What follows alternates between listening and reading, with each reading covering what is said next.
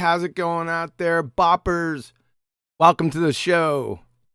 If you'd like to support this channel, there are PayPal and Patreon links in the info box below. Let's see who we got in here.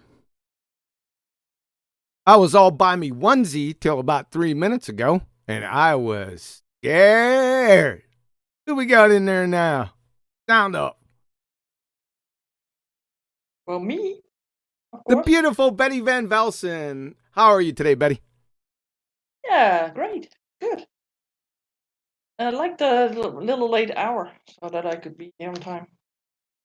Yeah, let's get a feel on, before we introduce Nathan, let's get a feel on what people think about 3 o'clock instead of 1 o'clock. Because this isn't too bad for me. We'll get Nathan's opinion on that too, but I want to get everyone's opinion on that, see where we stand. I think that's good.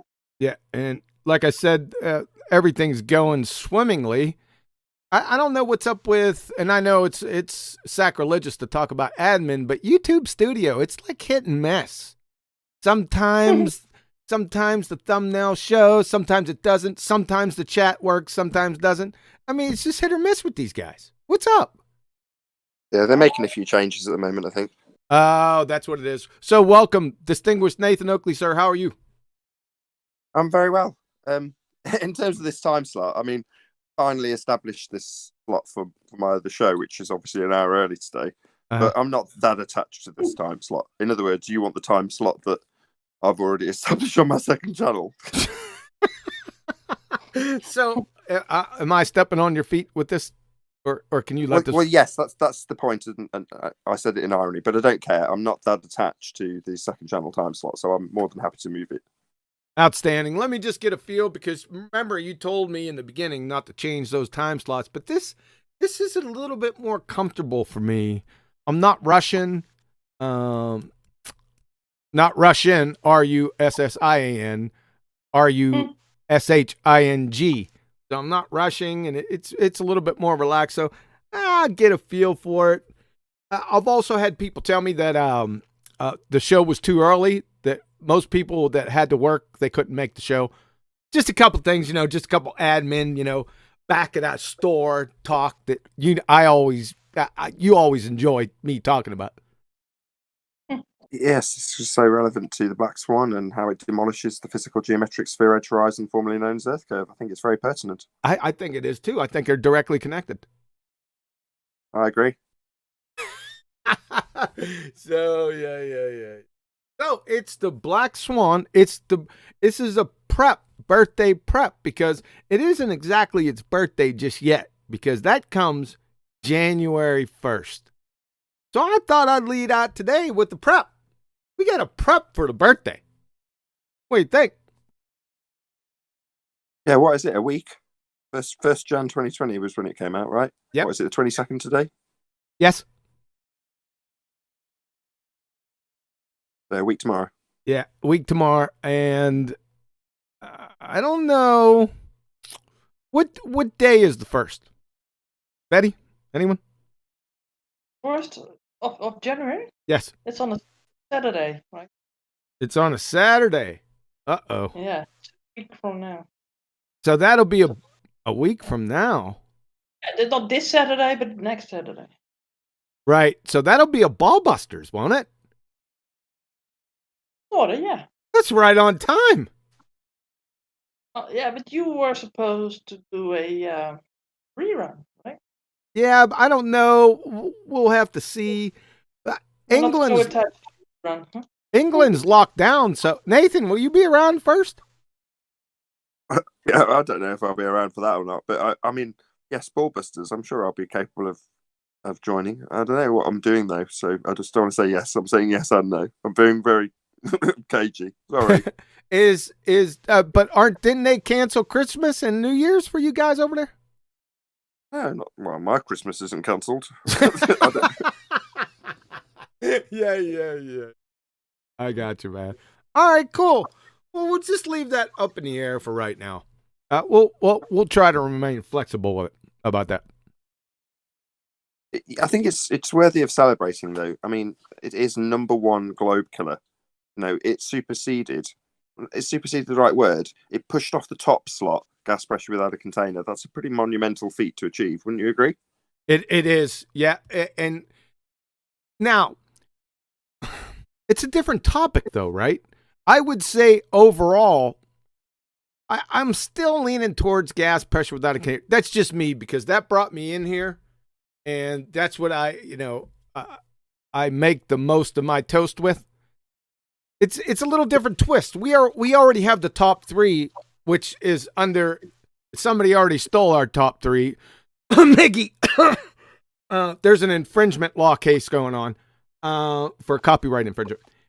But we already had the top 3, but even though they're on the same general topic, specifically, they discuss a little different aspect, right? Well, it's good that you're saying no, because it means I get to champion it as the best argument ever, given this is a specific show for that. So, no, I think it is the best argument, and I'll tell you why. The gas pressure without a container argument debunks space, whereas at least flat Earth versus globe Earth, fundamental tenet of that particular claim is that the Earth is a globe. Well, the Black Swan speaks directly to the Earth not being a sphere. So if the Earth is a sphere with a radius 3959, then every distance to horizon can be no more than 1.2 times the square root of the observer's height in the feet, and Black Swan shows that it isn't. Well, that speaks directly to Earth as a sphere. So for me, the demolition of globe Earth starts with the Black Swan. Now, the comeback could potentially be, well, we've got pictures of it from space, and then your gas pressure without a container takes that out of the equation. But I would say demolishing globe Earth starts with the Black Swan. That's why it's number 1, and it always will be. That's Can I fair. interrupt for a little? Yeah, go ahead. Go ahead, Betty. Yep. Someone says that his calendar says it's the first is on Friday, and I think he might be right. That's a day off here. So the first day of January is on the Friday. It's not a big deal. I mean, one day belated is not that big of a deal. We could go for it, but so that's not a problem.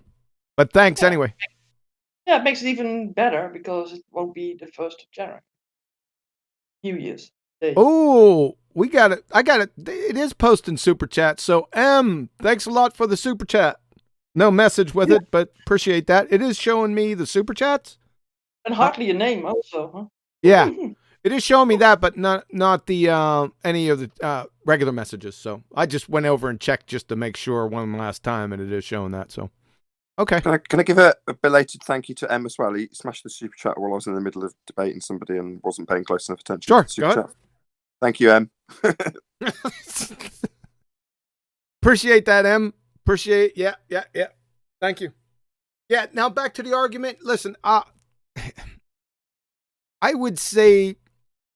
Another big issue, see, when I first came out with the argument, I gave the ballers 9 months. I said, in 9 months, they should be able to at least understand the modus tollens.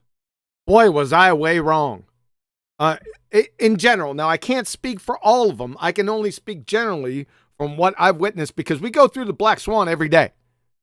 We've been doing this Black Swan in Betty's server, and especially on 24/7, the Black Swan every day. I just got done doing it last night. But I don't take the new people into this, into my numbers here. Just, the old timers and stuff, because I continue to ask them. I say, okay, do you know the Black Swan argument? Yes, is the answer. So I even have them paraphrase. They can't even paraphrase the argument, and it's been almost a year. So now I'm going to push out. The ballers will not understand this argument in total until late 2024. Maybe even later, because they're not getting it. That's it. You're adding another 3 years onto the expectation for them to actually understand the logical consistency. 3 years. Yeah, 3 more years. I'm thinking so. Yes. Yeah, I agree. If you don't get this within the first, listen, I'll give the benefit of the doubt. If you look at it like 3 times and you don't get it, by the 5th time, I'm thinking you should be able to get it. It's not that difficult, right? But they're not getting it. I don't know whether they're doing it purposely. I don't. Maybe somebody will tell. I don't know. I can't divine people's thoughts. They ain't getting it. I'll tell you. Yeah, but that's a net. Go ahead. That has a net effect, though, doesn't it? Tim Osmond demonstrated that about a week ago. Exactly. My poster child, Timmy. He didn't know it. Whether they're doing it purposely, I don't know. I'll tell you what.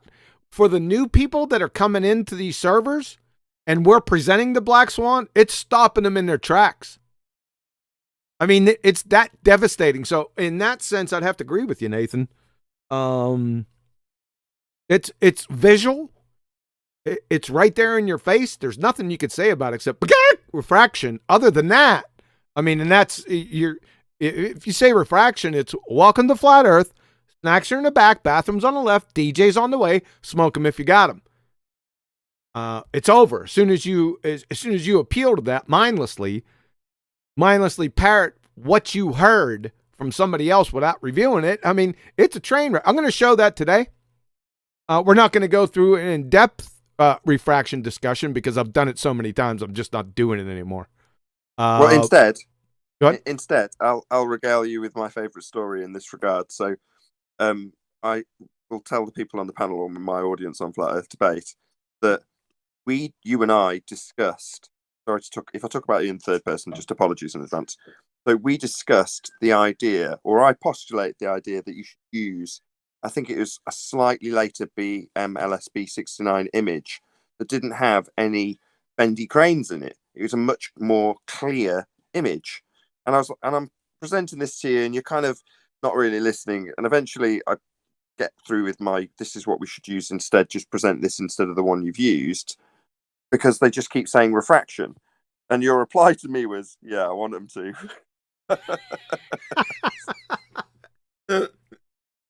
That is inside intel, man.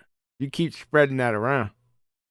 Well, it's critical though, isn't it? Because essentially, as soon as you say refraction, when it's non-geometric, it's not a physical Earth curve edge anymore. Precisely. In other words, they're saying the horizon isn't an Earth curve edge to block boats and buildings with its physical nature. It's refracted, duh. But yeah, therein lies the end of your argument, I'm afraid. Yes, sir. They're still not getting it because they're still doing it, Nathan. That's telling me we obviously know that they don't understand refraction at a fundamental level. They don't even know which type of refraction they're talking about. Right? Oh, well, that plays into my hands nicely, though. Yes, it does. As soon as they say refraction and they want to continue the argument without understanding it, I just point out what their refraction actually is. Because their refractions, based on the R value, they most likely haven't appreciated, is demolished the moment they say refraction. Because what? You can't measure R with a physical horizon then? Al-Biruni. Yes, sir. It's so twisted. Any direction they go, there's a flamethrower waiting for them. Most will just refraction. You know the deal. Because they're mindlessly parroting just what they've heard. They haven't done any research on it. But I'll tell you what, Nathan, the new people that are checking this argument out, I get a lot of silence after I'm finished, and it's a quick argument. I've got it down pretty quick. And I just get most of the time silence. And then the ones that lack integrity will start to stutter and start to bring up maybe hypotheticals. That's when I know they're just stepping and fetching. But most of the times with the people that are honest with themselves, they'll remain silent. Right? They'll say, I don't know. I don't think I can disprove that. Yeah, that's right. You can't. Or they try to bring up some impropriety. Yeah, you know what? We're not getting that a whole lot recently. Now that lasted for a while, but we're not getting a lot of second, third, or fourth horizons. About 4 weeks ago, we did. Somebody brought up 6 horizons, but that's the exception rather than the rule. Usually, they'll try to impugn some improprieties on the veracity of the photo. That's what the really honest ones will try to do that right off the bat. Follow? Just discredit the image. They'll try to without knowing any of the pedigree of the image or where it was gotten from. I don't think I've ever had that. Really? Yeah, not from memory. Yeah, for the past few weeks, now, this is a little different population than I said. These are new people that are essentially honest and honestly dealing with the argument. That's what I found that's what they'll go to. Now, they're not trying to debunk anything. They're just trying to, let's say, float possible hypothetical improprieties. I'll take your word for it. Yeah, it's really cute. I like it when they do that, right? Because we got the original video. And in the description of this video, I put both of the originals of Bose. So just go to the description and you can pull up the video. The first one, you don't have to watch the whole 10 minutes. Just go from about 1 minute 45 seconds to about 2 minutes and 10 seconds, and that'll do it for you. So I know we'll eventually get to the Karl Popper only requiring one of these, which I'm sure will get covered in this show. But by the same token, if you want a different source, i.e. not BLMS B69 because he's a flat earther and you just don't trust him, well then National Geographic have caught a Black Swan. And they're more than happy to use, there's many of them. It's like, in reality, by analogy, with black swans, there are plenty of black swans. And likewise, there are plenty of observations that show we don't have a physical geometric sphere edge horizon in the position that the geometric limitations of the model dictate. Most definitely. I've seen at least 30 of them over the past year. You've probably seen more. Absolutely. There's tons of them. And, my panel are more than happy to point them out to people. But I like to focus on the ones that are the most, well, here's one from your side of the argument. Your guys are down at the lake with flat earthers going, flat earthers, look at this flag getting hidden. Well, what about the horizon that's behind it? That's supposed to be the Earth curve edge. Yeah. It's almost the same as, the long distance photography with, the mountain that's 12,000 feet high and 1,000 feet is being seen and none of it should be seen. But they're saying, well, why can't we see the bottom? Well, none of it should be seen. So they try. It's like an Elmer Fudd sophistry little trick, man. It's really stupid. And although this isn't going to be covered on this show, the fact that they ask you for a feet and inches value, take heed, pay attention. Feet and inches don't change with distance. So if we're looking at an island, as per Quantum Erasin's most recent example, then we've got an island that's in the distance, and we're saying, in QE's example, the whole thing shouldn't be seen according to the geometric physicality of the sphere edge horizon that should be blocking our view of it. Well, you're asking me why a little bit of the bottom's missing. Well, at the distance, which we haven't discussed yet, or QE did an example, let's just say for the sake of argument that it's 20 miles. It shouldn't be seen at all on a sphere edge horizon blocking model. Well, at that distance, a feet and inches value is useless to you. Because feet and inches, it makes no difference if you stood on the beach looking at the island without any ocean between you and it. The feet and inches value doesn't change.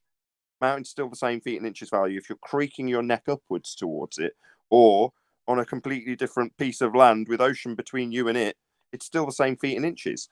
Or to put it another way, the feet and inches value doesn't change with distance. Now that's where they've hijacked perspective and called it Earth curvature. So angular sizes, that's apparent size, not actual size. The angular size changes with distance. But that's what we're talking about when we talk about what actually causes things to get small and then disappear in the distance. With them, it doesn't matter if the island's 1 million miles away. Their pictorial example, with a man on the left and the island on the right, you can draw a line between the two and write 1 million miles on it. But the island will still have the same feet and inches value. Yep. What I don't know how people can't see that. The Muppet vision where they confuse. As soon as somebody says angular size change, you can't. Feet and inches should disappear from your thoughts. It's the same thing with angular velocity and tangential speed. They can't flip between the two. That's what I found. And I know I said they. I don't mean the stereotype fallacy because I can't stand that. But in this particular case, it does stand out. Generally, with everyone I talk to, listen, as soon as you say, as soon as the phrase angular comes out of your mouth, speed, feet and inches, it's non sequitur.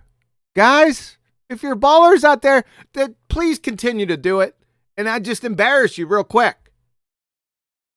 So that's a train wreck. I shouldn't ask you not to do it anymore because it is a lot of fun when you do it. All right. So we ready to get into this? Absolutely. Betty, any admin that we want to get to? Nope. No.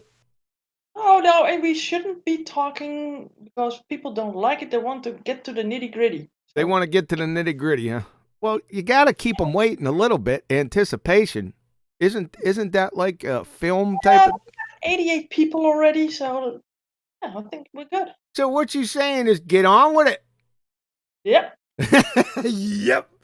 Well, just before you do, I'm going to encourage your audience to please share the show. We definitely don't get a great deal of exposure from the platform in this regard, YouTube. So the main way that this absolutely superb information gets out to people is specifically because you, and I'm talking to you in the audience, you, pointing, although you can't see me, when you share the show. So smash the share button, stick it on Facebook, just say live now. It's innocuous.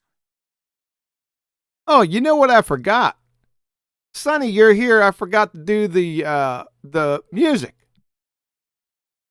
Like, guess that song? I forgot all about that, man. See, these guys got me off on a tangent about getting to the presentation. It's all right, man. If it doesn't fit this time, don't worry about it. All right, we're going to, because I already started the presentation. I'm sorry about that, man. That was right on my agenda, and I forgot all about it.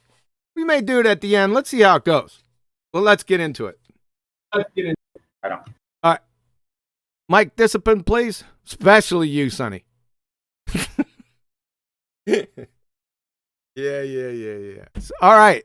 This is the Black Swan, people. Now, I'm not going to go for a comprehensive review of everything with the Black Swan. I've done this presentation at least 15 times, right? I'm just going to highlight certain parts about it, especially the introduction, the basis or the foundation of the argument, and then I'll pick and choose the things in the presentation that I want to focus on. How about that? We'll stop here and there to get some input from the panel so they don't go to sleep, all right? So here we go. See, the big kahuna,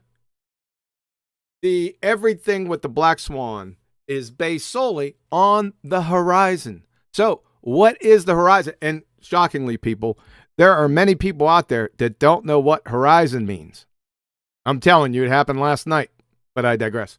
So horizon, let's take a look from the Alma Mater Wiki. Horizon is the apparent line that separates Earth from the sky. Apparent being the I would say highly important word here, and it's throughout each of these definitions. From Merriam-Webster, horizon, the line where the Earth seems to meet the sky. The apparent junction of Earth and sky sailing toward the horizon. And from Oxford Dictionary's horizon, the line at which the Earth's surface and the sky appear to meet. Now, why are they saying this apparent appear to meet? Well, because in actuality, they don't meet, and they never meet. That's why it's apparent, or not actually. It's an optical phenomenon. We're going to get to that towards the end, which is going to bring up a devastating point that's been lost on these ballers for the past year, but I'm going to bring it out. So there should be no problem with the horizon right here. Let's go to US DOD. Horizon in general, the apparent, here we go again, the apparent or visible, we can see it? Yeah. Junction of the Earth and sky as seen from any specific position. Also called the apparent, visible, or local horizon. Local horizon, eh? Well, what's the local horizon?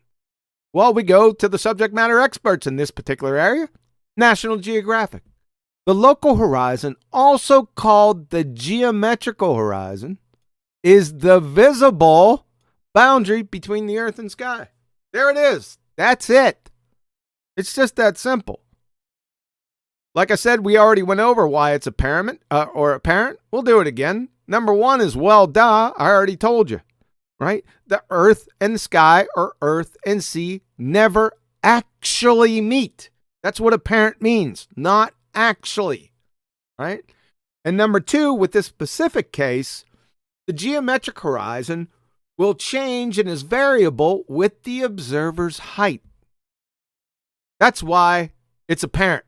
An apparent horizon, many people still saying that, is painfully redundant because horizon, by definition, is apparent. So basically, you're saying the same thing. It's a train wreck tautology. And painfully redundant, like I said. However, what can obstruct or obfuscate or obscure the geometric horizon, you may ask?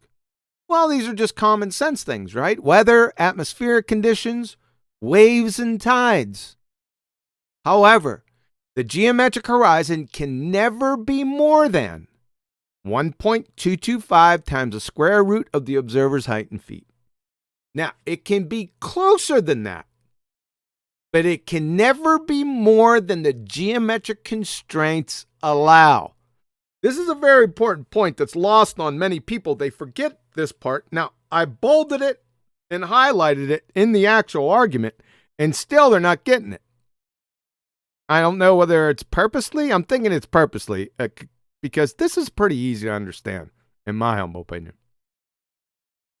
Like I said, however, on a ball-tard ball, the geometric horizon can be no more than what its geometric constraints allow. Make sense? It's based on the observer's height and the radius. From Andrew Thomas Young, subject matter expert, San Diego State University Astronomy Department.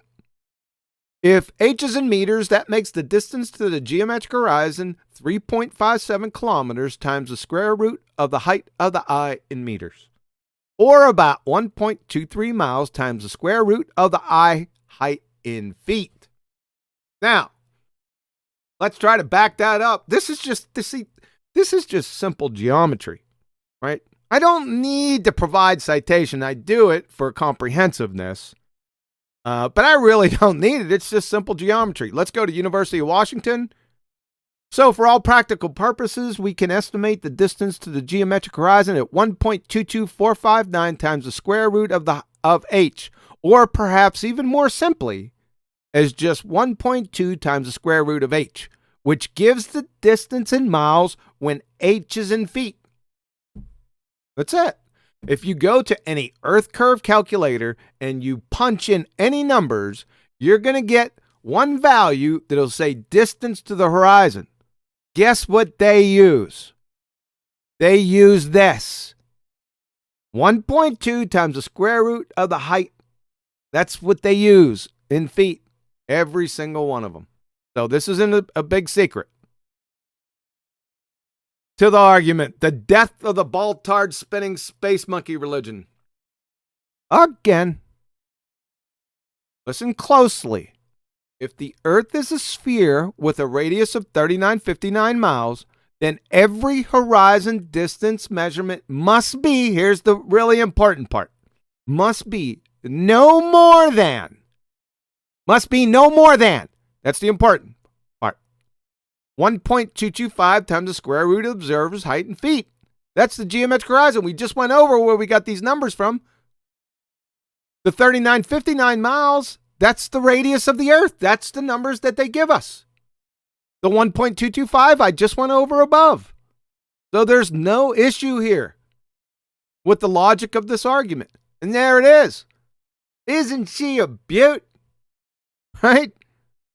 So the observer's height is 1 foot. There is no contention with this value. All you have to do is watch the original video by Bo, and it's painfully obvious. In fact, it's below 1 foot, if we want to be technical about it. But it matters not anyway.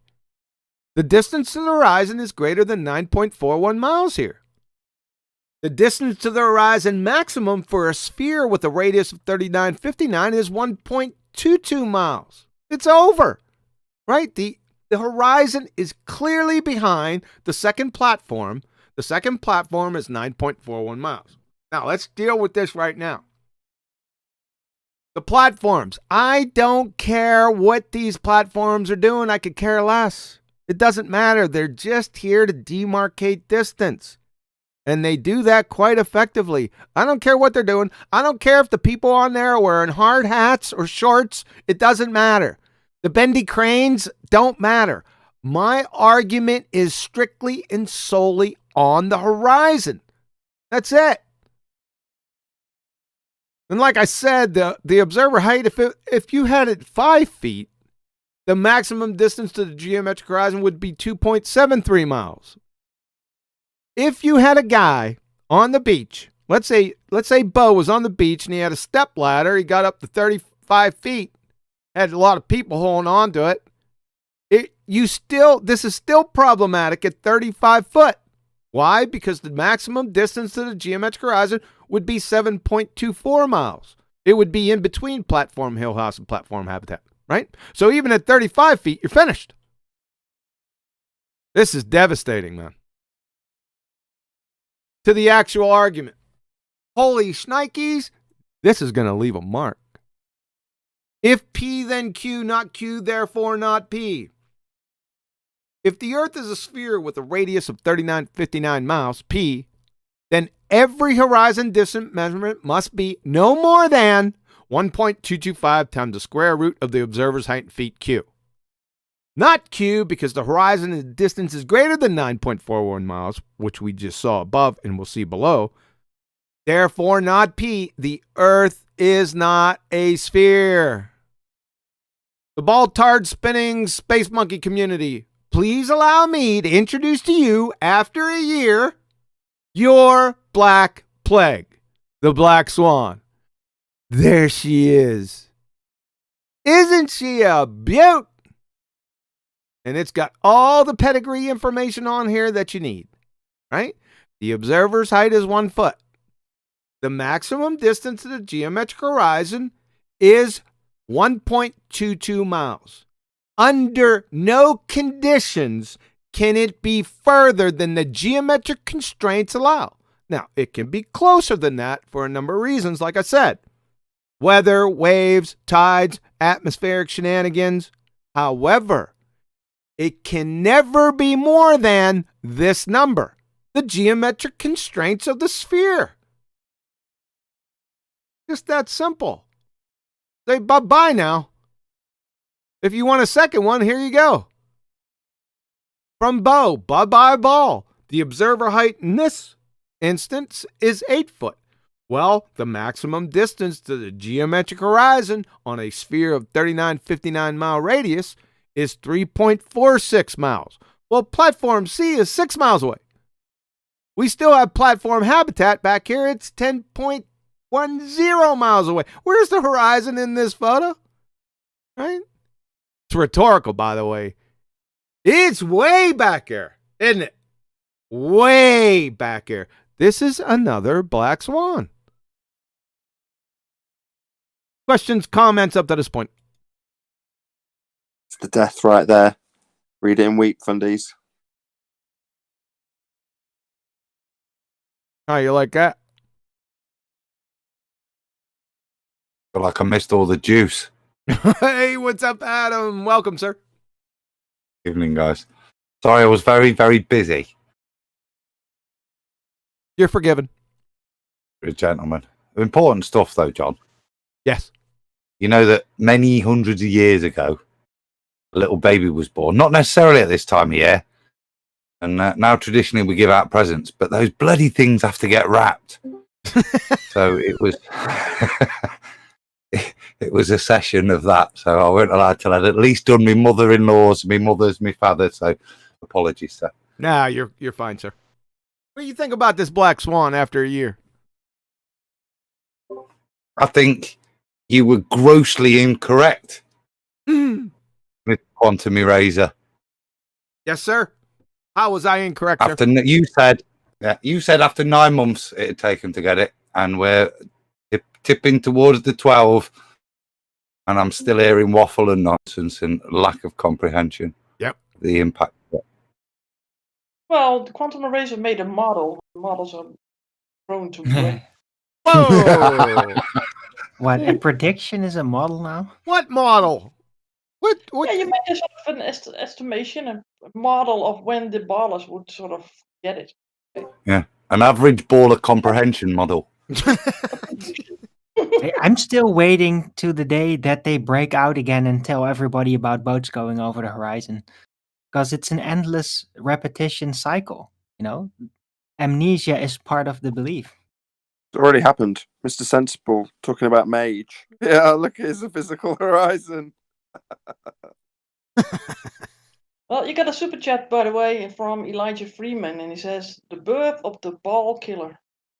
Wow, thanks, Elijah. Appreciate it, sir. Yeah, it won't take long to have amnesia.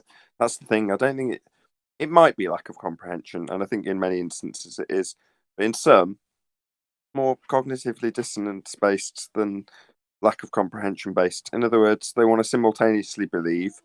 So that's a good example, actually. Mr. Sensible, when he was on with Mitchell from Australia, and he had the argument in full read out to him.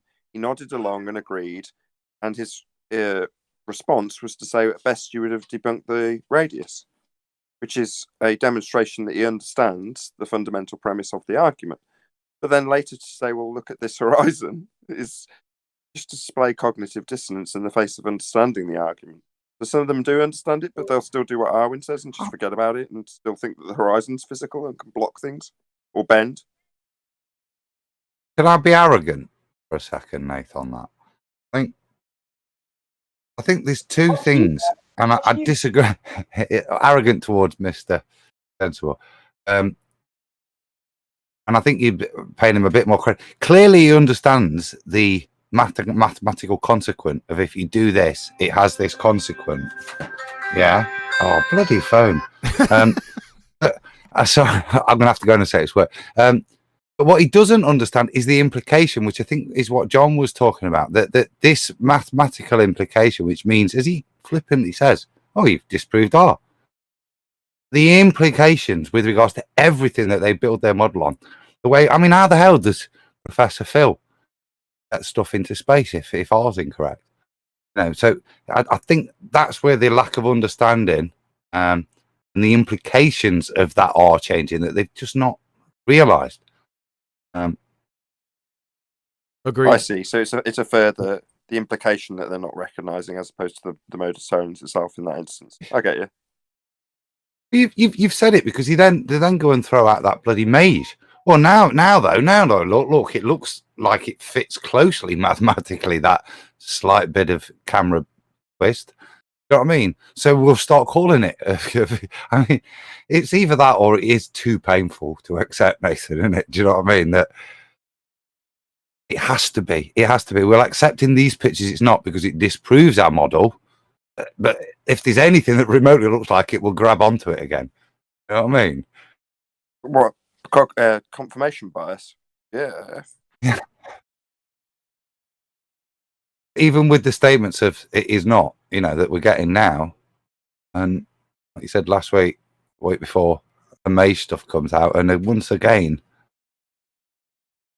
that horizon point is being defined as a physical geometric ball edge. That is just cognitive dissonance. It's just holding two positions simultaneously, isn't it? The horizon is not physical. You can't stick a flag in it. It's not the edge of a sphere. Nobody claims it's the edge of a sphere.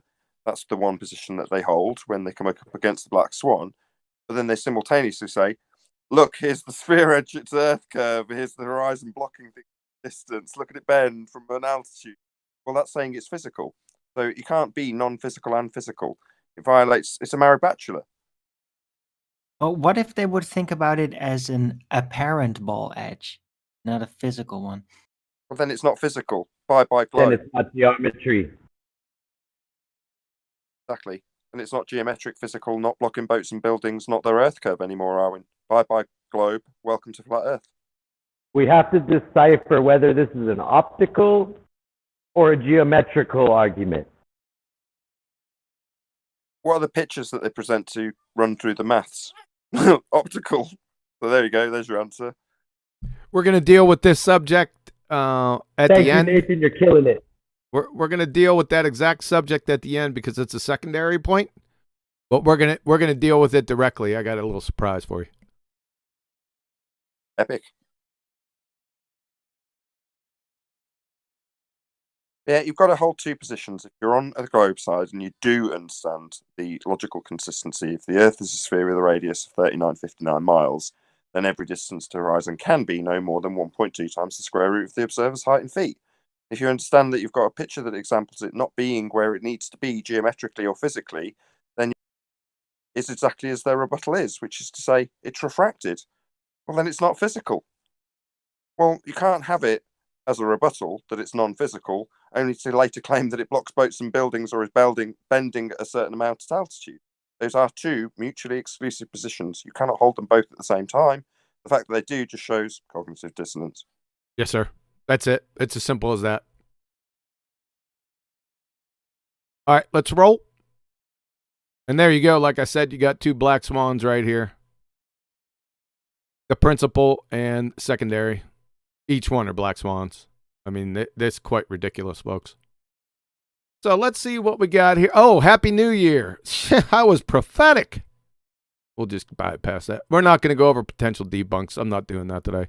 There are no debunks. Not even potentials anymore. There never was, but I entertained it for a little bit. We're going to deal with this photo. This cracks me up. Over the past year, I can't tell. I wish I had a nickel every time somebody pushed this photo in front of my face and said, look, aha, QE, gotcha. When they haven't watched any of my presentations, I led off my first presentation with this photo. But we'll get this. I'll deal with this at the end. This is, oh, by the way, this is a black swan. Just in case you don't know, baltards. Unbelievable. Atmospheric refraction, I'm not dealing with this. If you don't know, you never knew what atmospheric refraction was to begin with, baltards. I'm not going through it with you, save for one. My favorite one. We're going to take a look at looming, right? First, whenever you come into a subject, you have to define the monkey, right? Make sure you define it. That is, both parties know what you're talking about, because if you don't, you're going to be talking past each other. That's why we define terms. So, looming, what is it? Well, according to their alma mater, brought to you by the guy below, Andrew Thomas Young, subject matter expert, looming is the most noticeable and most often observed of these refraction phenomena. It is abnormally large refraction of the object that increases the apparent elevation of the distant objects and sometimes allows an observer to see objects that are located below the horizon under normal conditions. Andrew Thomas Young himself, looming, the appearance above the horizon of a distant object that would normally be hidden below it. This effect is caused by unusually large terrestrial refraction. We're going to be dealing with this here in a couple minutes. Usually due to a thermal inversion, looming is the opposite of sinking. Both are refraction phenomena, but not mirages. La, la, la, see your table. Folks, this isn't even looming. Their definitions are incorrect. Even from the subject matter expert, we're going to get to that in a second. However, let's stay within the parameters of their jacked up definition and see if it applies, right? We're giving them their bogus definition, and we're going to see if it applies to the black swan. So, is the horizon appearing above the horizon in either of the black swan photos? So, question again. Is the horizon appearing above the horizon in either of these photos? No? Quite the non sequitur, isn't it? So even in their jacked up definition of looming, it has no bearing. It's irrelevant. That's pretty funny. So like I said, the friggin' horizon doesn't ever loom. They don't even know what that is. Ever, ever, ever. Now back to, remember I said, let's deal with this one. Looming, according to Andrew Thomas Young, the subject matter expert from San Diego State, this effect, that is looming, is caused by unusually large terrestrial refraction. What is terrestrial refraction? This is, ladies and gentlemen, this is a stone cold begging the question fallacy. Does light refract? Answer, yeah. Is that the same that can be accounted for by terrestrial refraction? Answer, nope. Keyword terrestrial. You see, terrestrial refraction already assumes a sphere. The calculations assume the radius of the Earth from Andrew Thomas Young. Listen closely, because there's two begging the question fallacies in here. The atmosphere is also curved as it follows the shape of the Earth. In the calculations below, we'll adopt the rough value of 6,400 kilometers as the radius of the curvature to make the calculation simple. See, this is a begging the question fallacy right here, because they're begging the question with the radius first. You need the radius for terrestrial refraction, right? That's number one begging the question fallacy, right? Because assuming the premise, the atmosphere is curved, we're going to get to that here in a second, then by proxy, the Earth is curved to prove the conclusion true, terrestrial refraction or looming. That's a textbook begging the question fallacy, circular banjo, do-si-do. So this is begging the question fallacy, number one. Number two is this guy right here. The atmosphere is also curved. This is two problems. Number one, it's begging the question again, and it's erroneous. This term right here is an oxymoron, right, folks? Atmo means air. Air is a gas. Sphere is a shape. Gases have no inherent shape. So they're off the reservation just with the term. And they're saying it's curved. Gases have no inherent shape, people. So this is a train wreck of epic proportion inside their erroneous definition of looming. I don't think people actually realize the abject dumpster fire of a train wreck this whole thing is. You don't. Let's take a look at this. I'm going to show you. So remember, Andrew Thomas Young, San Diego State University, subject matter expert, against quantum eraser, Andrew Thomas Young's Huckleberry, right here at https html.com, baby. So let's take a look at this. His definition is the appearance above the horizon of a distant object that would normally be hidden below it, right? We've seen that above. That's incorrect, like I said. Here is the correct definition of looming. It is nothing more than an optical illusion produced by the sky being inferior mirage underneath an object or objects, given the appearance of said objects floating above a false horizon. My evidence right here. This is one of them. This is the quintessential example of looming.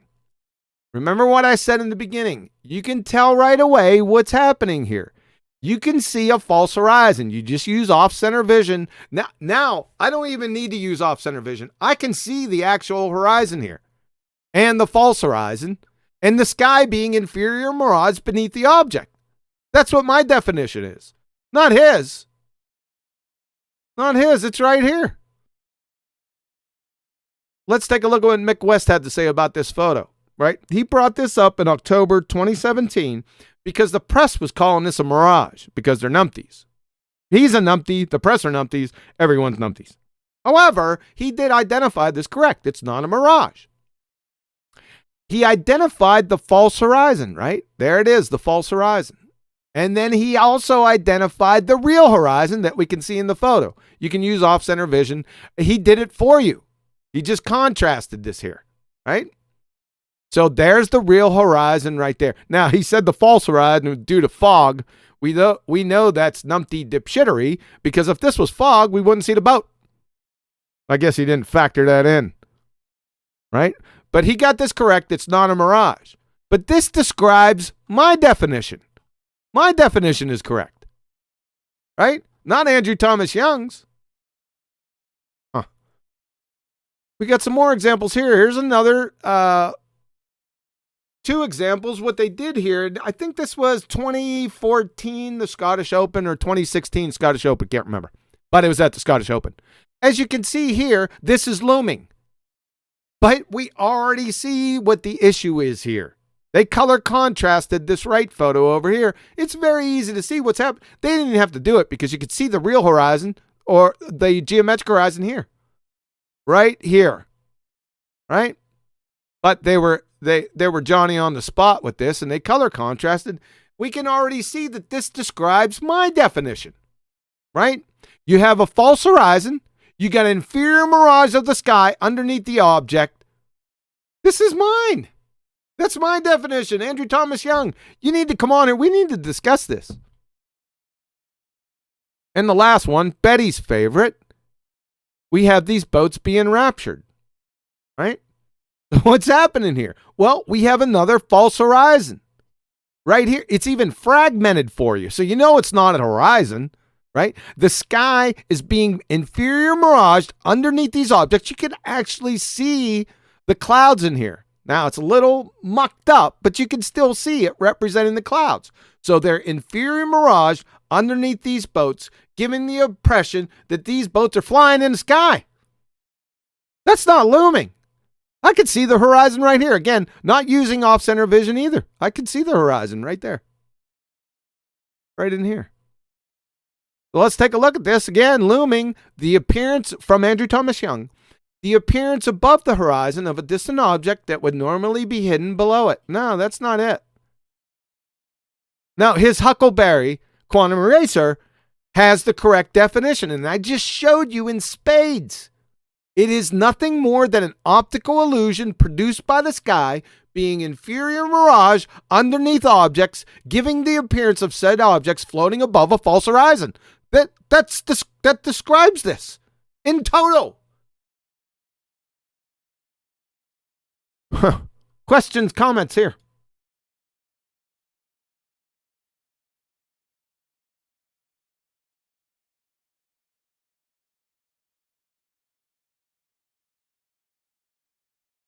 Nobody's got questions? I thought I dropped Discord. Well, I like the boats being raptured there. Remember when you first seen that and you said that? It cracked me up. Yeah. They have these amazing pictures.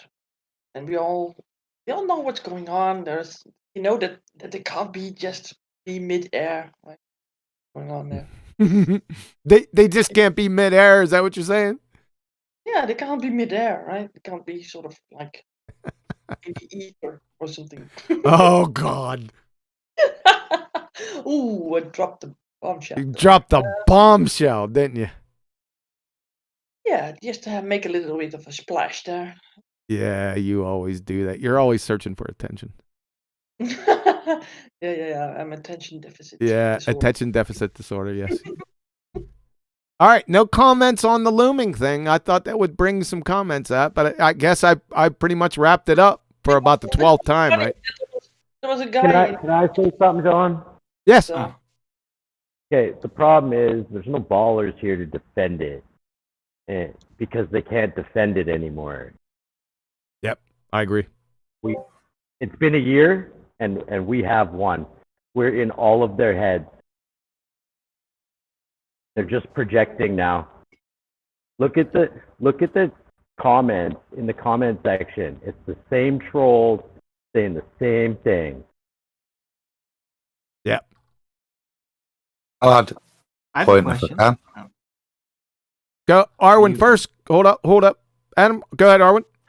Okay, well, I'm pretty cleared up about what looming is for some time. It's like one of those effects. But what about super mega looming?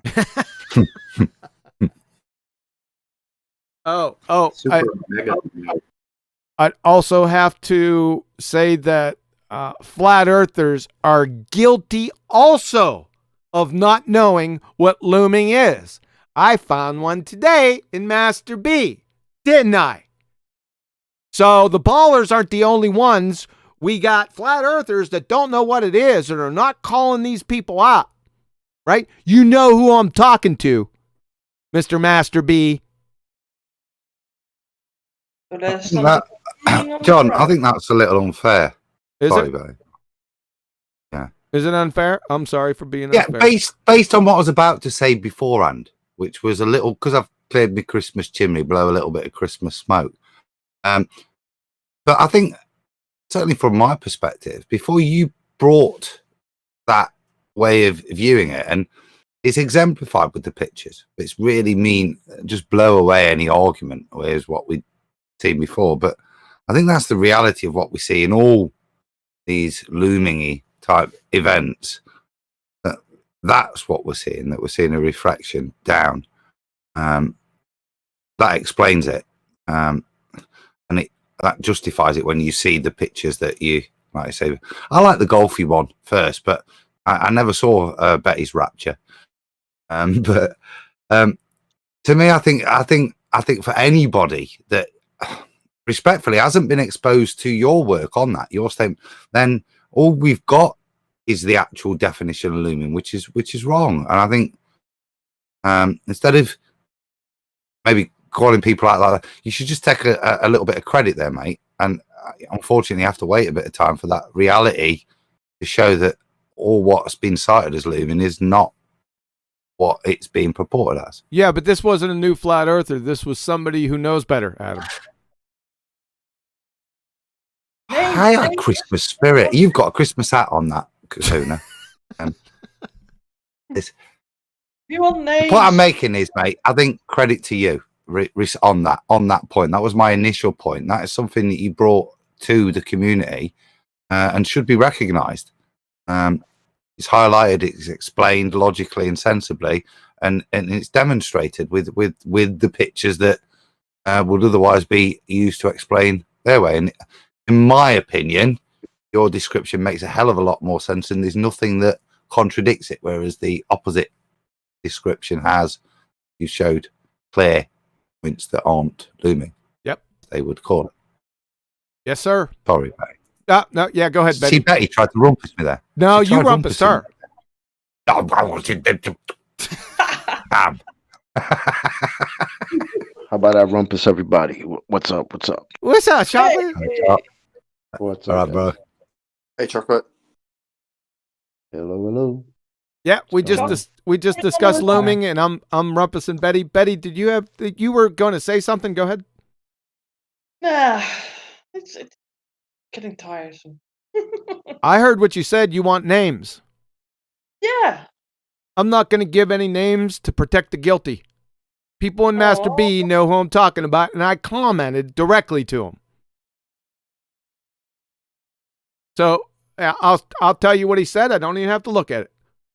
Proximate looming. And I said, proximate moron. That's what I said. So you can go find it in Master B. It's in there. You know who it is. Alrighty then. Alrighty then. Yeah, I know who it is, but yeah. Yep. Well, just to change the subject, someone from the chat live was asking if Andrew Thomas Young had been informed. I didn't personally inform him, but I think people have told him, yes. That answers that question. Thank you very much. You're welcome.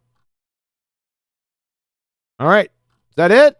No one has anything on. I thought it was pretty cut and dry myself. That's good. I expected that. After a year now, I'm expecting that. For everyone to understand it. I've went through it step by step, given examples, given illustrations of what it actually... There is no argument against it. Their definition of looming is incorrect. Even within inside their definition, looming has nothing to do with the Black Swan, even though it's still incorrect, right? And then I showed you how it's incorrect. So What about the bendy cranes? bendy crane refraction, huh? Welcome to Flat Earth. I'm just It's all being funny. pointless It's because for me. the only reason why ballers ever tried to apply some kind of fake concept of looming or whatever was to displace that horizon from where we see it to where it's supposed to be on the ball geometry. That was the only reason they ever did it. Anyway, and Yeah. guess what? In all the effects of refraction, the horizon does not displace in relation to the actual horizon. Yeah, exactly, Arwood. You got it. Yeah. Right on. Yeah. All right, let me take this off. Let's go. Let's see what we're going to do here. Thanks for pointing out how much of an optical situation we have with the horizon there, QE. And yeah, We're going to do that specifically at the end. I haven't really got to that point just yet, but just relax. We'll get there. So it's not a geometric sphere edge? So we got a parent horizon. You know the deal. I'm not going through this. This was pretty funny. Remember back in the day, this was one of chocolates. Is there a chocolate horizon? 1 second. There better be. No, I thought there was Nathan was trying to sell him, weren't he, for a couple of weeks back in the day? Well, I was going to say they're still available if you want a horizon or a horizon. You got Christmas discounts, Nathan, on you got Horizon. chopped, Nathan. What's up, man? You still there? they cut him off. Oh, I think you might have to get out. And Hey, Nathan, drop out. Yeah, he did. Okay. he did. Let's see if he comes back. There he is. Go ahead, sir. Me? You got out. Yeah, you.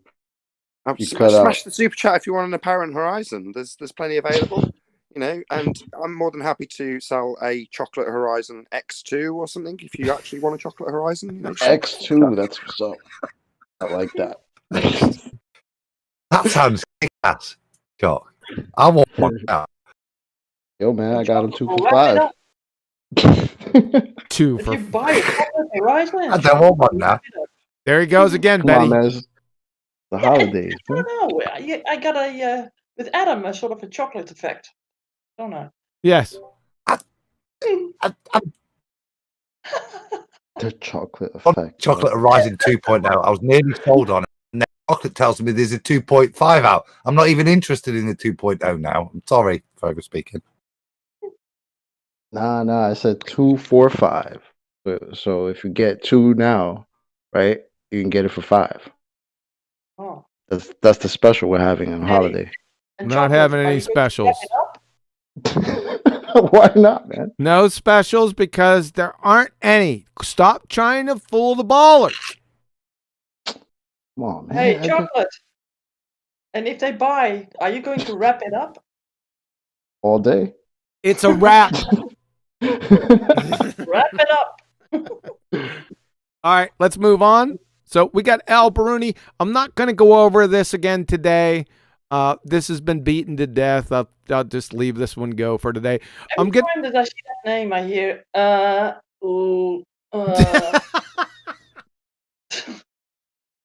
sort of like a Pavlov effect that I got with this guy's name now. You have a problem with that? With Exactly. yeah, most people do. So I'm not going to deal with Booby today. We'll just bypass him for right now. I'm going to give Nathan. Some meat to chew on. So we're going to go back to. We're going to talk about a little bit about terrestrial refraction. I'll just fly right through that. But I wanted to talk about this. This is Andrew Thomas Young. He's talking about dip in the horizon, including refraction. So listen up, guys. Listen to what he says. So far, this is Andrew Thomas Young, San Diego State University, astronomy department, subject matter expert. So far, we have ignored refraction and drawn the line of sight to the apparent horizon as the straight line OG. But in the real world, there is some terrestrial refraction between the observer and the horizon. The line of sight to the apparent horizon is not straight, but curved. Uh-oh. So let's try to allow for that curvature. Number one, like I said, apparent horizon is painfully redundant, right? This is preposterous because the horizon is apparent to begin with. Begging the question fallacy, I'm going to bypass Nathan's points because I'm going to let him have that.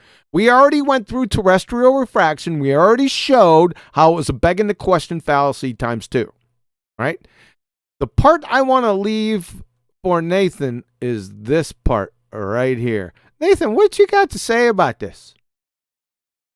I can't actually see what you've got on screen, but I'm assuming him drawing a line of sight to a position that we cannot see is what you're referencing. Am I wrong? Yeah, the tangent, the alleged tangent to the horizon.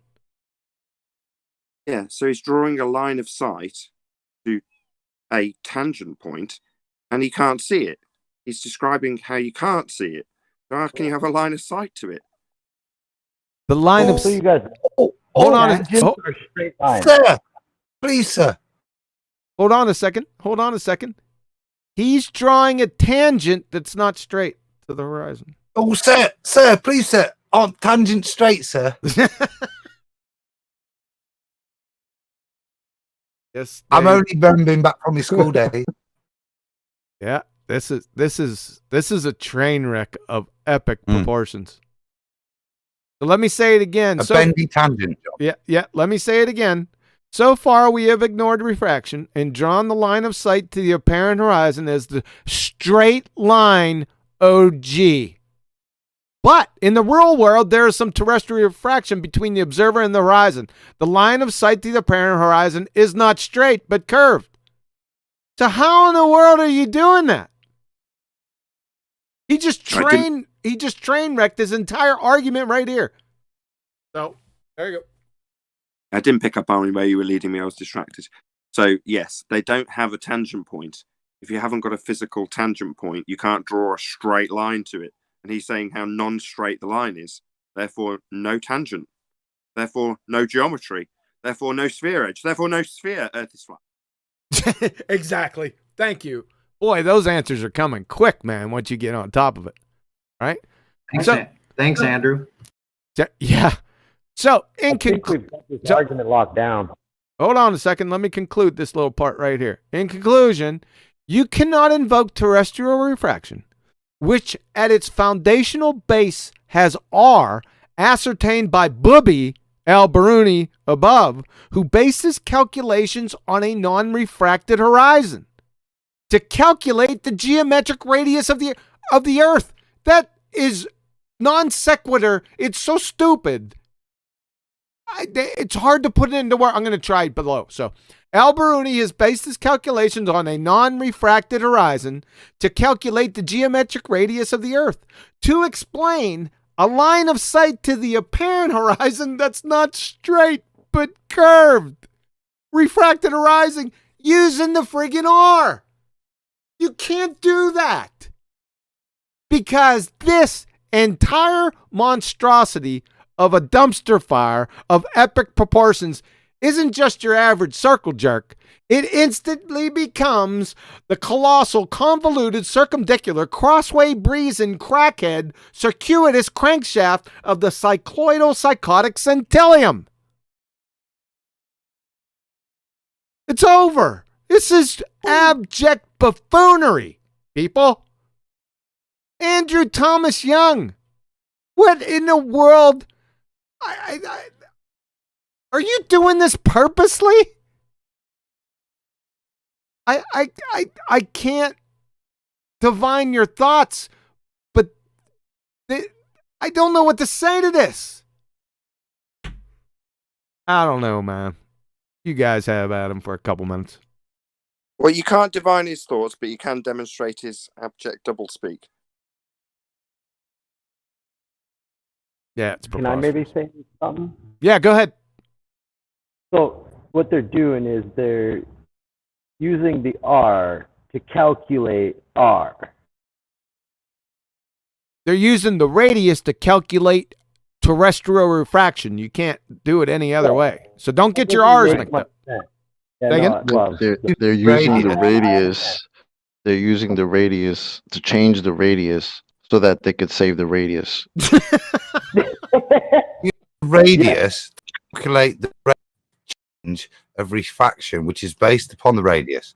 The Arwin's got them by the balls. It's an Arwinian paradox, is what they're calling. What? How is it Arwinian? It's What? just a Because you were the one who paradox. were You called it. you were the first to point out that it's paradoxical. You can't Yes. move the horizon with R if you're measuring an R value from the horizon. It's a paradox. You were the first Right. to just say it.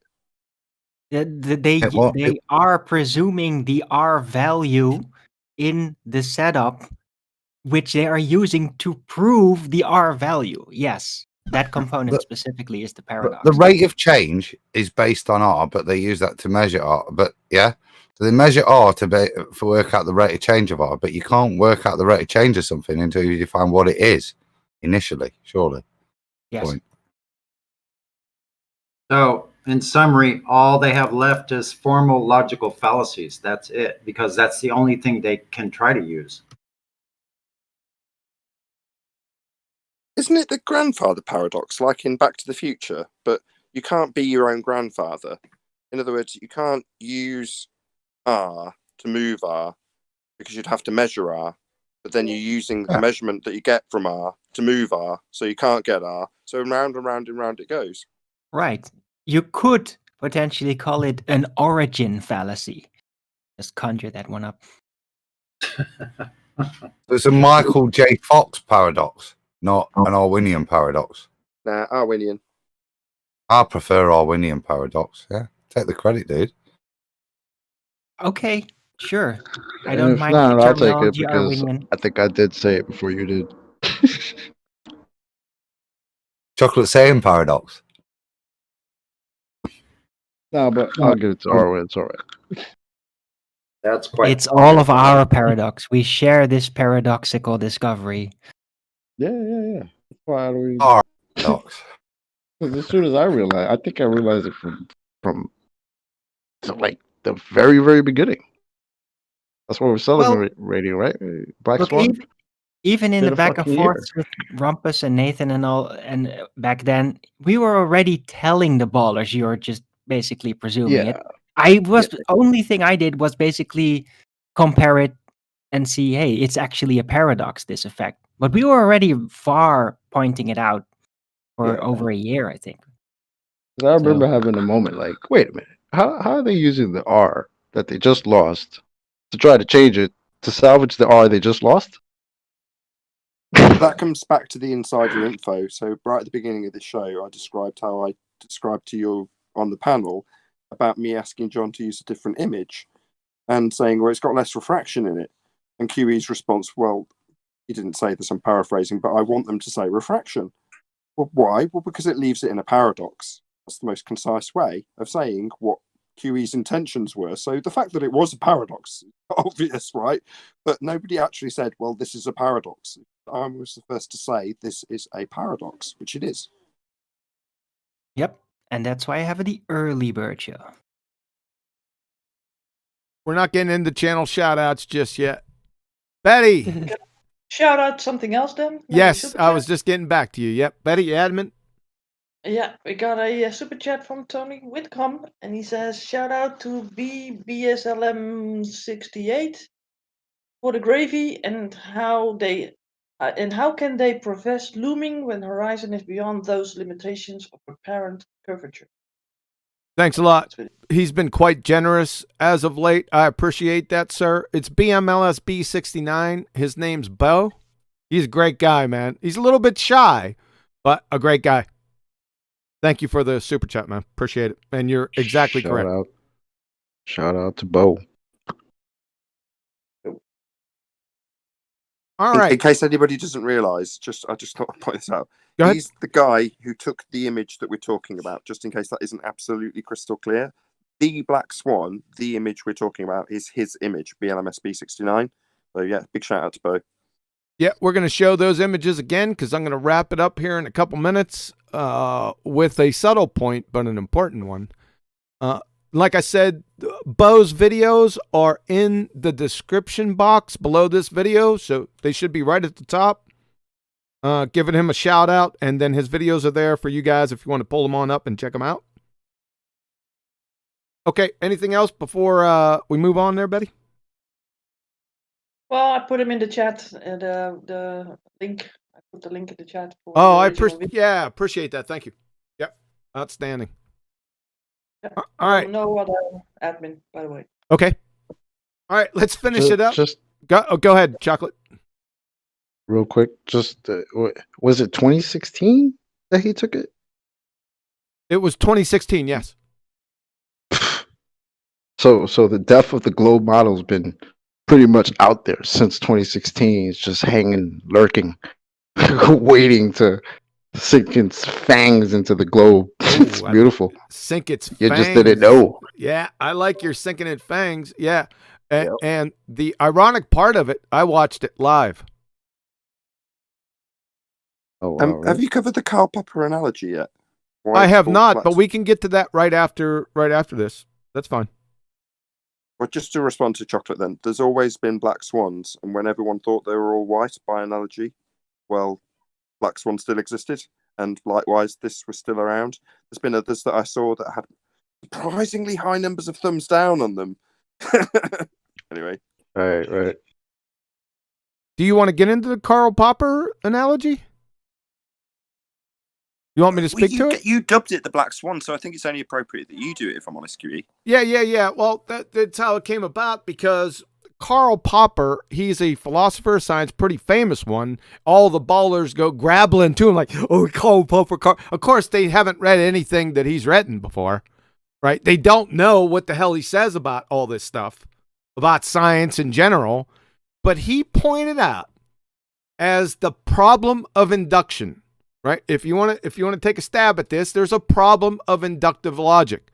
And Karl Popper took a shot at it, and his poster child for showing the problem of induction was the Black Swan, as in all swans are white. That's the problem of induction, because all it takes is one Black Swan to destroy that entire, of course they called it theory, but that's a speculation. So it's kind of ironic that he used that as like I said, as the poster child for the problem of induction. But everyone knows this. I mean, if you say that all swans are white, if I show you one black swan, then your statement of all swans are white is debunked. I don't have to show you 2, 3, 20, 30, just one. That's it. Good? Yes, maybe. Nope. Oh. Yeah, but if we're gonna give Arwin credit for the understanding, as we said, those pictures were around from 2016, and I think we, like as Chocolate said, no, I understood what the paradox there, and I think we all did. I think we all looked at these pictures and all understood it, but it took that formulation to go out and destroy the ballers, didn't it? It wasn't until those pictures have been there that time. It wasn't until it was put in such a succinct way, and respect, bro, for doing what you did there, because in what you did, it empowered everybody to give that repetition. Yeah, that is non-rebuttable. It's there in front of us, and yeah, so a little bit of credit there, mate. On that. When I first seen his video, and like I said, I watched it. It was either live or as soon as he posted it. Right, I remember watching it and thinking how significant it was. I was a new flat earther, obviously at the time, but I can remember saying to myself that there's something up with this horizon, right? But then I went off on probably 5 or 6 different tangents and forgotten about it. But I do remember looking at this and saying, that could be a killer, but I just moved on. So I do remember it quite vividly. All right. That's what I'm saying. I think we've all looked at pictures like that and gone, I know it shows it's flat. But I'd say it takes a bit of skill to put it in a coherent way, but then to put it into the modus Collins way was brilliant, because if you look back a year and a half, 2 years, old Brenda and her show modus, it's their terminology, it's the stuff, it's the Occam's razor stuff that they brought to us. And again, it's the best of rebuttals, because it's using their tools that they thought they were clever with using to absolutely destroy them. It leaves them with the position as they're in now, where they try to destroy the logic of Podens and Tollens. And that's fantastic if that's the argument that they're left having. We have missed Right. one step. It's because to... sorry, Sorry, go ahead. Nathan, go ahead. No, I was just gonna say is because we attacked the physicality of the horizon. Like I feel like we spent years talking about boats and how far this boat is supposed to be and how much is hidden and lighthouses, Isle of Man. Y'all remember all of that crap, right? Until we asked them, hey, that horizon, that's your curve of the earth. What is it doing all the way back there? Yep. Can't be if it's physical.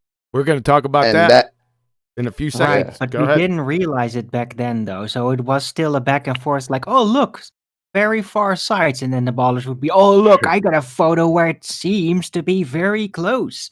The curve that they presume. So it was just But back and forth until the modus tollens basically laid out a framework to realize the natural consequences of geometry. Because before that, it was kind of vague. Just back and so forth. beautifully to the point where they had to start telling us how physical their horizon isn't. Trying to give one more step of credit, which is Ben. Yes. Taboo Conspiracy. Yes, sir. So what he did was he put a video together with BLMSB 69's image that was used in the same respects. But what he did was he postulated the size the sphere would have to be if you took the edge, i.e. their physically reified horizon, and calculated it out at the distance that demonstrates itself in the Black Swan imagery. Yep. So it's a different approach to the same thing. But he's saying, well, the ball would be massive if, again, in his example, you assume the edge is the horizon. Yes. Correct.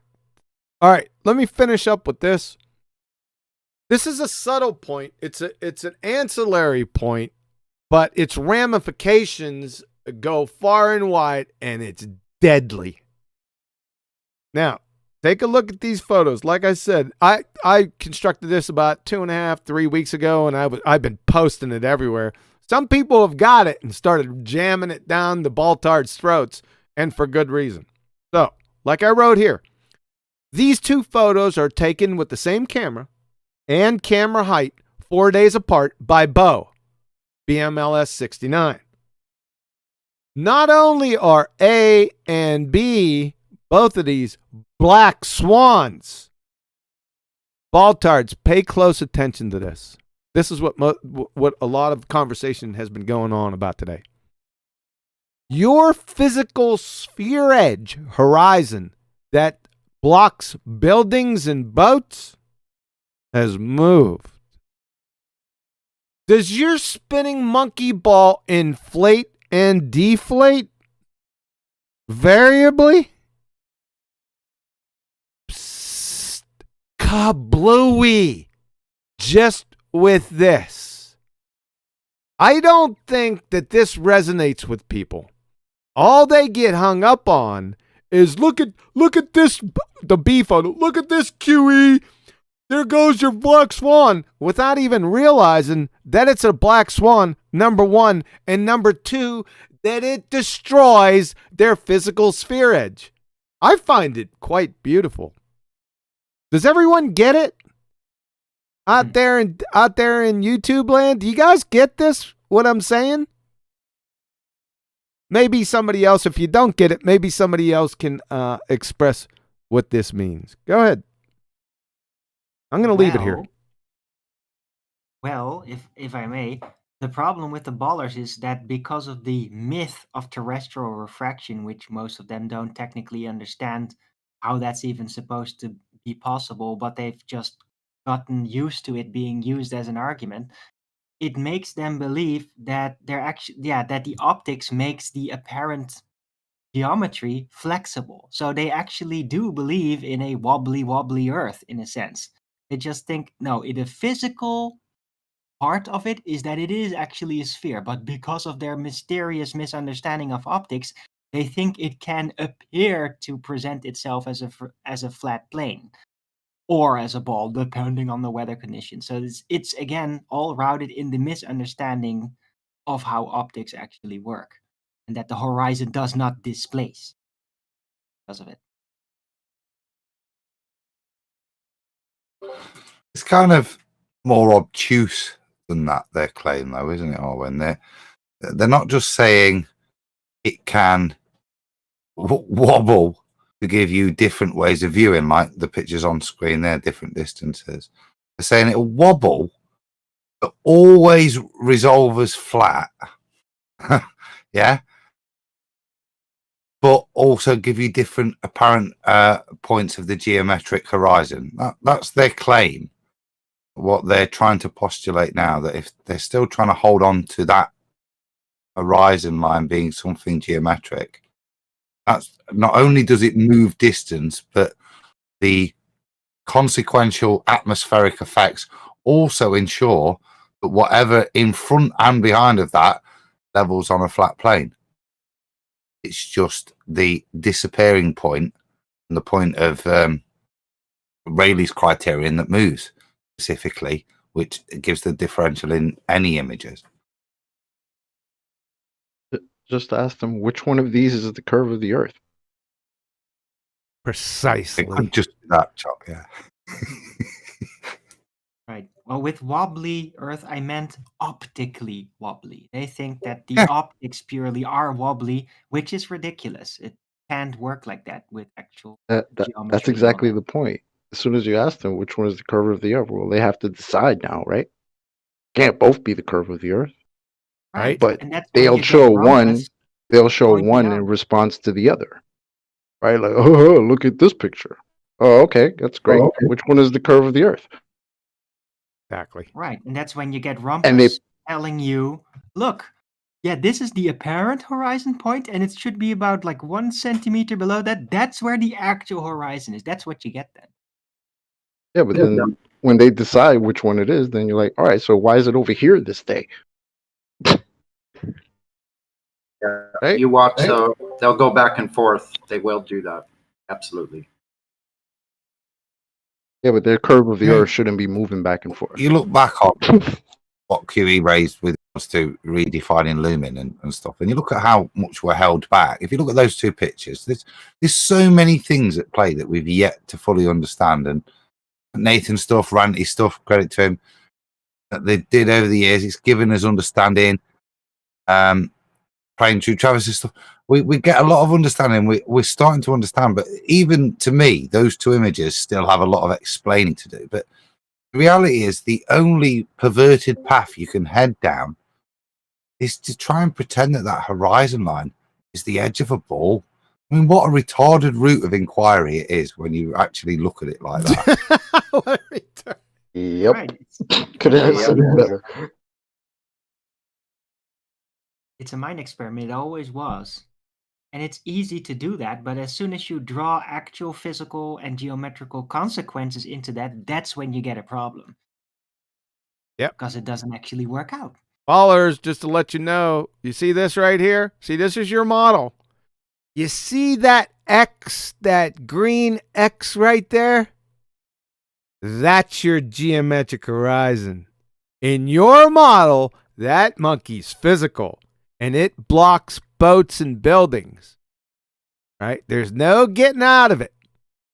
Right? But you got a problem. Let me just rattle off some rebuttals. AB science. We do not see the geometric horizon. The rumpus. The geometric horizon only exists in the maths. Mr. Sensible. At best, you would have debunked the radius. Those are the globe-sized responses to this argument. Yep. Sounds a lot like concessions, doesn't it? But they don't think of them as concessions. So, anything of that you don't accept? At best, you've debunked the grey radio. Yeah, I'm happy with that one. I accept your point, Mr. Sensible. Thank you. What were the others, Nate? The geometric horizon only exists in the math. Wow. Well, happy with that. And now the geometric horizon's just word salad. No, word soup. Word soup. That was soundly. That was soundly. Yep. Mr. Elliptoid. But I think the quote of the year after the Black Swan has to go to Timmy Clown with Nobody's ever claimed the We're horizon back is to the the curve of the Earth. Oh, you got rumpus chocolate. Adam rumpused you. Say it again. Yeah, the quote of the year after the Black Swan has to be really, Adam? It has to be. Nobody claims that the horizon is the curve of the Earth. He had another good one today. Which one? I listened to the one. What did he say today? Did anyone write it down? Ooh, Timmy? He said measuring things is not maths. Measuring things is not. No, sorry, that wasn't Timmy. That was Rumpus. Measuring things is not maths. Yep. Thank you. Appreciate that. And then he said science is about measuring numbers, which which was great. I was like, what? That's a revelation right there. Yeah. Right. Well, And then we went on to what are the numerical values in the germ theory. yeah. Yeah. And then he was going to give us the answer. Yeah. For 30 minutes. Okay. Yeah. Well, that's going to take most of my evening tonight. Thanks a lot, guys, for that. Right. Giving me more material because I'm going to have to search. Or when you going to run the after show to that, Nathan? In a couple of days' time. Well, that's going to save me tonight so I can relax. So I can't get to it. Unless you're a Nathan Oakley 1980 channel member. Become a Nathan Oakley 1980 channel member today and you can watch it immediately. Wow. Nice. That was a nice move. I set you right up with that. All right. So let's finish up with this. Hopefully everyone understands. Again? I want to shout out the super chat. Oh, go ahead. Yeah, we got one from the mysterious M. From mysterious. The truth is QE is the #1 globe killer. Oh, thank you, M. And that's why we call you the Globe Terminator. Yay! Hey, appreciate that, M. Thank you very much. The mysterious M. That's really good. That name's going to stick. Yeah. Now, I wasn't totally finishing out. I just wanted to make sure that everyone understood this last slide. Hopefully everyone gets that. I posted this in a number of different threads, and the balltards are just saying, what? You do understand, I just want to point this out, that B photo right here is actually a black swan. Because, see, this tells me that you don't know the argument. Right? If the Earth is a sphere with a radius of 3959 miles, then what? The horizon can be no more than 1.225 times the square root of the observer's height in feet. Bo is 1 foot here too. Where's the horizon at? We can look at both photos, right? I can't say specifically, precisely, I can't say it, but I can ballpark it as saying this horizon is about 6 miles away, right? That's a fair estimate. It should only be 1.22 miles. Under any circumstance, it cannot be more than that. So guess what? Every time you post this, I just snicker. It's a black swan and you don't know it. You know why? Because you don't know the argument. And it just shows it right there in spades. Baltards, you now are our best proof for the flat earth. Thank you very much. Have a nice day. Ballers were always the best proof that the earth is actually flat by their arguments. Globe Termination Day.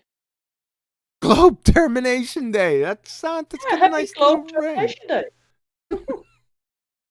I declare a holiday. Inflation Day. Yeah. It's a new holiday, right?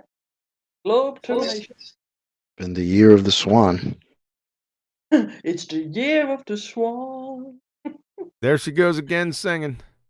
I'm It's the year sorry. of the Black Swan event. All right, listen up, Betty. Let's go. Oh, Elijah's in here.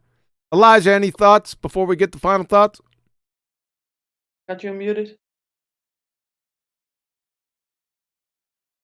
Just here, celebrating Black Swan while I'm working. Sweet, Good job, man. guys. Sweet. Thanks for coming, man. Let's go around the horn. Final thoughts, channel shout outs. Betty, just write down the list. You got the con. Okay, well, Arwin, want to go first? Sure. Yes. Yeah, my channel is Arwin, ARWIJN. I Flat Earth Early Bird Show every day, 1 p.m. Amsterdam time, 12 o'clock London time. Figure it out with the US time. I never get it right. I interact with a lot of my chat in all directions, from esoteric things and religious things to flat Earth cosmogony details, and including all of this physics knowledge. Yeah, come and visit me there live. That's the best way to do it.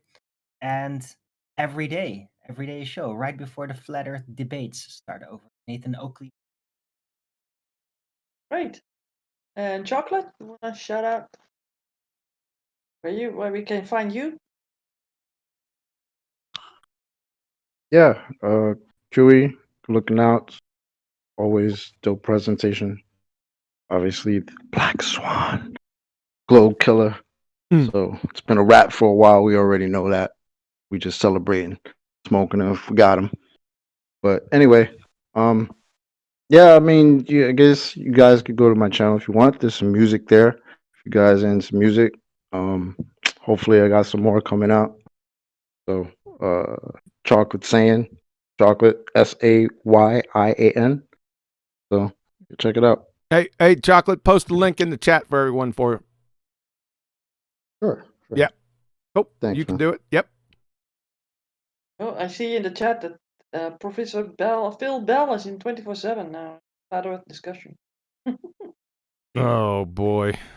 Yeah. I might as well shout him out. So big shout out to Flat Earth 24/7 Discord. We're live right now. Yeah, every day. Right, Nathan, you want to No, do? have Nathan go last, please. Oh, Nathan, you can't do it. Not now. Rob King, you have anything to add? Right. Do we got him off mute? Yeah, we do. But then he doesn't have anything to say. Of course. Yeah. All right, Rob. Okay, we got Ryan Etherton. Got something to say, to add? Nope. My thoughts All right. exactly. We got Sunny One. Hey, thanks, QE. I appreciate the work you do. I've only known about the Black Swan for about a year, but I have a Flat Earth 2017 Consciousness is my channel. Go visit there. Thanks to all my friends at the 24/7 Discord. There every day, and thank you to everyone on the panel for all the work you do and the research and the groundwork that you have laid for the rest of us.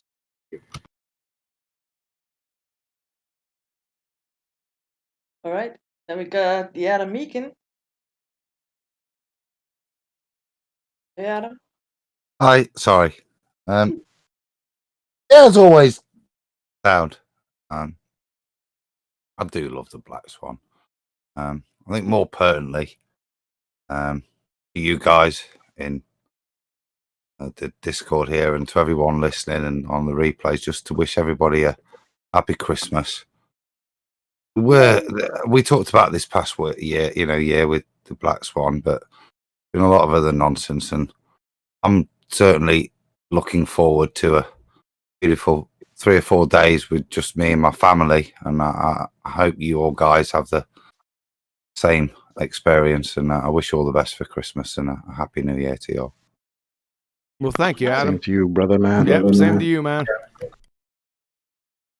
Yeah. I got another super chat, by the way. Want to shout that one out. It's from the magical M again. It says it's a little bit off topic, QE, but how do I pronounce Principia? Oh yeah, it's Principia. Get out of here. Mysterious M. It's not magical M, it's mysterious M, Betty. Oh, whatever. Hey, you know what he pulled out? He pulled out some girl from Shanghai to pronounce it for him.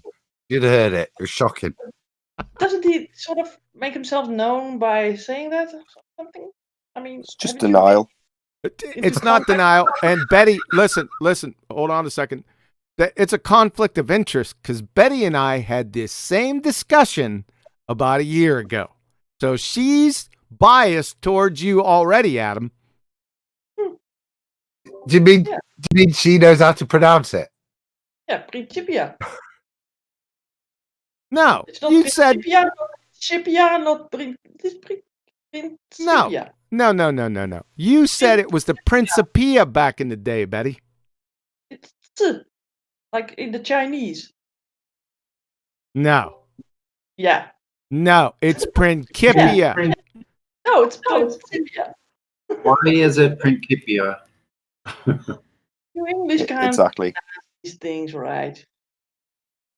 Well, just so the audience is clear, we sorted it out in the end, and it's Principia, and we all agreed. It is not.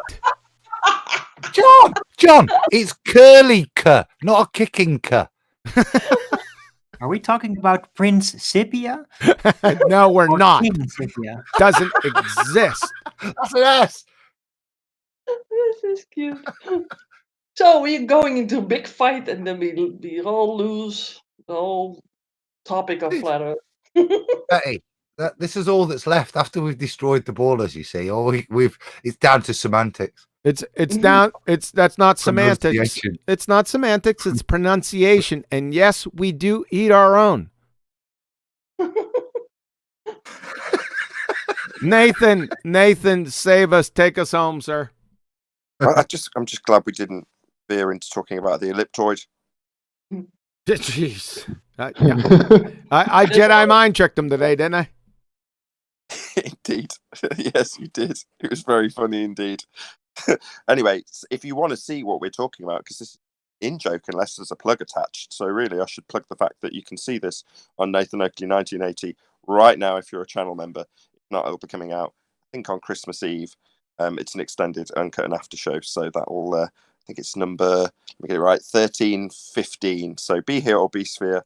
If you're a Nathan Oakley 1980 channel member, you can watch it right now. Also, subscribe today to my second channel, where I normally have shows at 9 p.m. UK, but it seems that I'm being booted out of that time slot, so I don't really know what to plug at this stage. Yeah, got one last super chat, by the way. Go ahead. Okay, it's from Al Juncker, and he says, "Have a swantastic Christmas, guys, and Betty." That's me. Yay! And a thumbs up. So that's good. Thank you, sir. I appreciate that. Any final thoughts, Betty? We'll leave you with the last one. Any final thoughts? Yep. Well, I want to also wish everybody a Merry Christmas and a happy Globe Terminator Day. Outstanding. Thank you, Betty. Thanks for all panel members. Appreciate you guys coming. It's the Black Swan. Yes, the bald tards are suffering from PTSD. That's post-traumatic Black Swan disorder. I'm sorry for your loss. So, take no prisoners. No quarter will be asked. None shall be given. And remember, I'll be back.